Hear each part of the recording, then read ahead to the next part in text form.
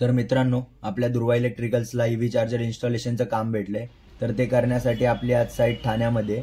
तर आम्ही ठाण्याला आता पोहोचलोय. तर इथून आता आपल्याला साईटवर जायचं आहे. तर साईटचं लोकेशन जरा दूरच होतं, त्यामुळे आम्ही आता ऑटोने चाललोय. तर आता ऑटोने आम्ही पोहोचलेलो आहे साईटवरती. तर तुम्ही बघू शकता, तुम्हाला इथे महानगरपालिकेचं ऑफिस दिसतंय. तर आज आपलं काम महानगरपालिकेच्या ऑफिसमध्येच आहे. तर इथे चार्जर बसवलेला होता, पण याचं लोकेशन चेंज करायचं होतं. तर टोटल 55 मीटर केबल लेईंग करायची होती आपल्याला. तर आपलं काम चालू झालं इथे. आणि इथे जे काय पहिल्याचे कनेक्शन होते ते काढून आपण नवीन कनेक्शन केलेले आहेत. तर इथे तुम्ही बघू शकता ही केबल लेईंग आपली झालेली आहे.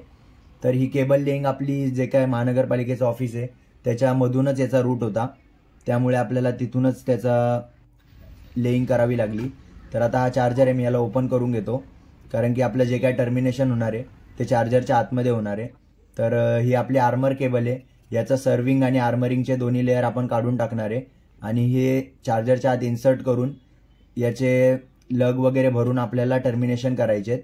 तर आता ही आर्मरिंगची लेअर आपण काढून घेऊ, जेणेकरून आपल्याला सोपं जाईल काम करायला.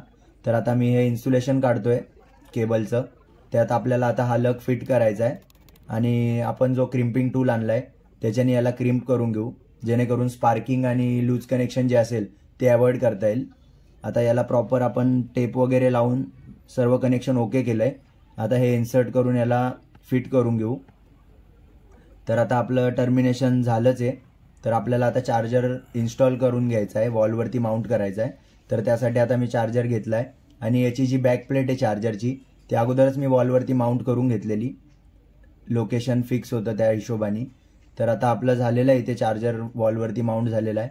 तर आता ही केबल आपल्याला सॅडलच्या साहाय्याने फिक्स करायची आहे वॉलवरती. तर तुम्ही बघू शकतात आपलं काम बऱ्यापैकी होतच आलेलं आहे आजचं. तर आपलं सर्व टर्मिनेशन वगैरे झालेलं आहे. तर आता आपल्याला हे फक्त चार्जर ऑन करून बघायचं आहे.